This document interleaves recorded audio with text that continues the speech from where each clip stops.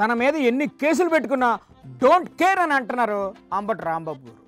పోలీసులు కావాలనే తన టార్గెట్ చేశారని, అయినా తాను ఎవ్వరికి భయపడనని ఫైర్ అయ్యారు. నమస్కారం సార్. ఏంటి సార్ మొన్న పోలీసులతో ఆ గొడవ? మమ్మల్ని రెచ్చగొట్టి మా మీద కేసు పెట్టి మమ్మల్ని లోపలేద్దాం అనుకుంటున్నారు. వేసినా వేస్తారు, ఎందుకు వచ్చింది కూడా చెప్పండి. ఏంటి చూస్తాం? అదిగో మీరు అలా రెచ్చిపోవాలనే వాళ్ళు మిమ్మల్ని నైస్గా రెచ్చగొడుతున్నారండి.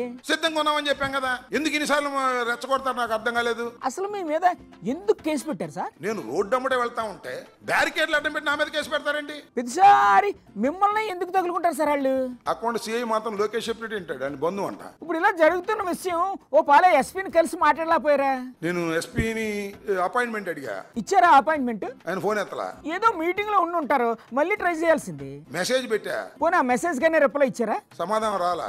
మరి మీరేం చేశారు దానికి? వాళ్ళ దగ్గర పిఎస్ తో మాట్లాడా, బిజీగా ఉన్నారండి తర్వాత పిలుస్తా ఉన్నారు. ఓహో, అందుకే మీ ఫోన్లు మెసేజ్లకు రిప్లై ఇవ్వలేదన్నమాట. పర్మిషన్ లేకపోతే మీకు పర్మిషన్ లేదని ఇంటికి వచ్చి నాకు నోటీస్ ఇవ్వాలి. ఇవ్వాలి అవసరం లేదా? ఇవ్వాలి సార్, ఇవ్వాలి. ఇంటికాడ బయలుదేరేటప్పుడు మీరు బయలుదేరడానికి వీల్లేదని చెప్పాలా? చెప్పాలా అవసరం లేదా? చెప్పాలి, చెప్పాలి సార్. నేను స్వామి థియేటర్కి వెళ్ళేటప్పుడు ఆగమని చెప్పాలా? చెప్పాలా అవసరం లేదా? చెప్పాలి, చెప్పాలి. మధ్యలో ఆపటం ఏంటని అడుగుతున్నా. మరి ఎల్లో మీడియా ఏంటి సార్, మీరే పోలీసుల మీద దౌర్జన్యం చేశారని రాశారు. పవన్ కళ్యాణ్ పోలీసులు ఆపితే రోడ్డు మీద పడుకున్నాడే, ఆ రోజు ఏమైంది? ఆ రోజు పవన్ కళ్యాణ్ దౌర్జన్యం చేసినట్టు కాదా?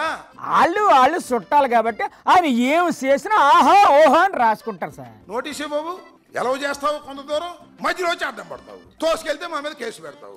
ఆల్రెడీ కేసు పెట్టారు కదా. పెట్టుకో, వి డోంట్ కేర్.